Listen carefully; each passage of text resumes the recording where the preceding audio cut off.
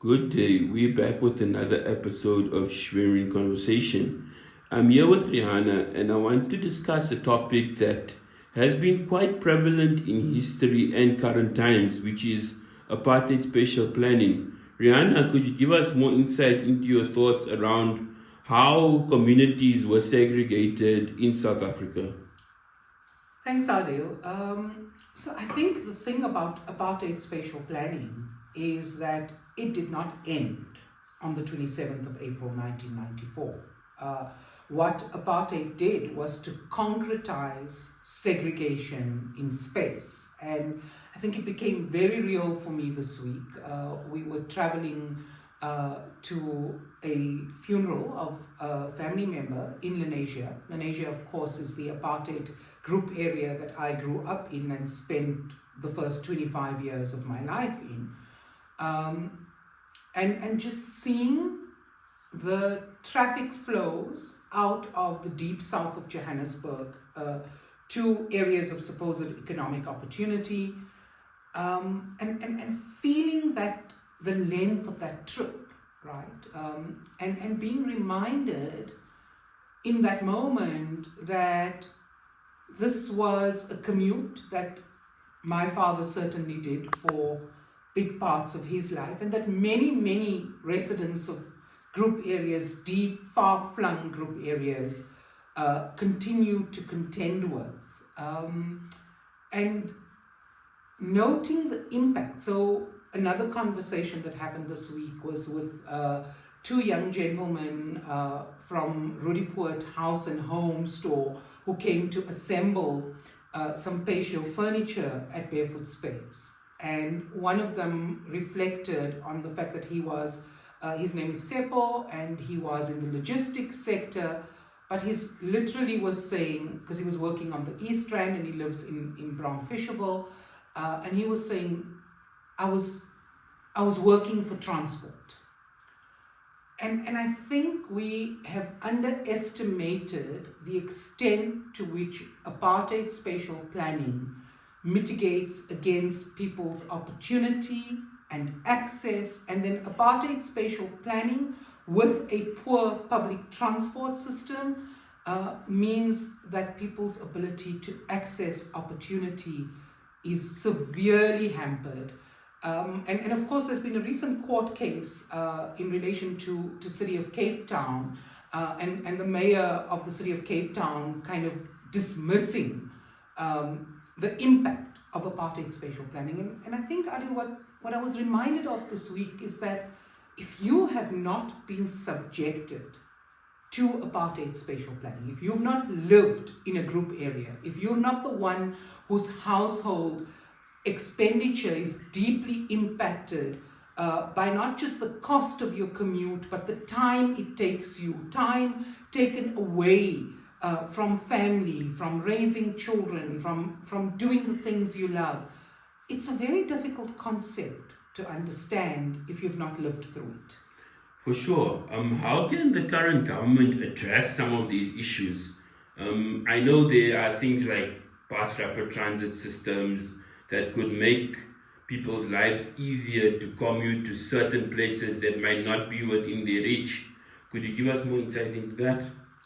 So I don't think it's just about government. I think obviously at a policy level, government is committed to dealing with apartheid spatial planning.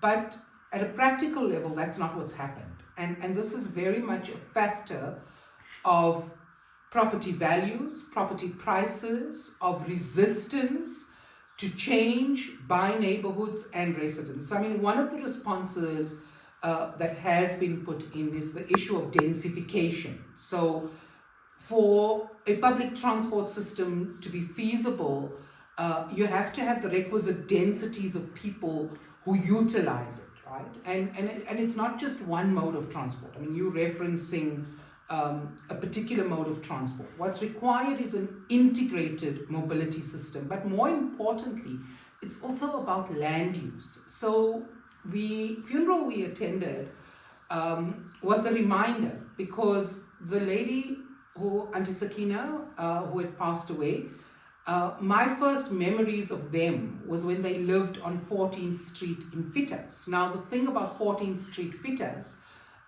was that you had mixed land use. You had people running businesses on the ground floor and then living upstairs. Now, I don't want to romanticize it because often it was large families living in small spaces and having to deal with everything that comes with that. But the fact that people were forcibly relocated from Fitas, which was well-located land within walking distance of Wits University or UJ or the inner city of Johannesburg. So the first issue is to think about mixed land uses, but also if people are already settled in what were historically township areas and we're not going to be relocating all of them, how does one bring economic activity, mixed land use, new forms of activity, circular economy, and in many of these township areas, it's really been the resilience of communities to change their own trajectory. But a lot remains to be done. So there's issues that government has at its disposal, like zoning of land, making it easier for people to be involved in economic opportunity. But then there's also the role of the private sector. So often the private sector in South Africa has been kind of complicit in concretizing apartheid spatial planning. Because take Joburg inner city. Post-democracy, capital fled from the inner city of Johannesburg and fled further north.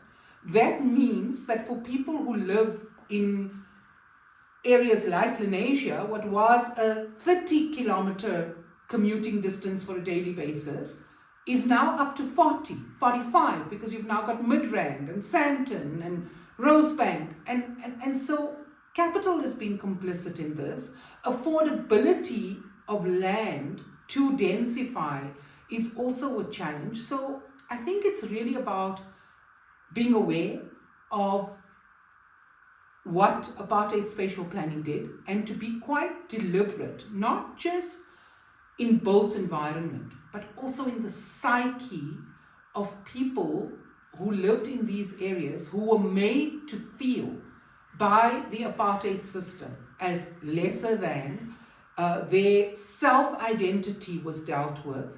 There's issues of intergenerational trauma. If you take the trauma of forced removals, whether it was from South End in PE, whether it was from Cato Manor, whether it was from District 6, whether it was from Fitas, whether it was from Sophia Town, the kind of trauma and the intergenerational trauma that people have faced through forced removals has not been dealt with at a community level collectively. And so I would advocate for social, environmental, built environment and economic healing of the legacy of apartheid spatial planning. I think that's quite an important point. I would like to thank you for your input today. It's been a great conversation with you, and we're out with another episode of Shhh We're in Conversation. Thanks, Adil.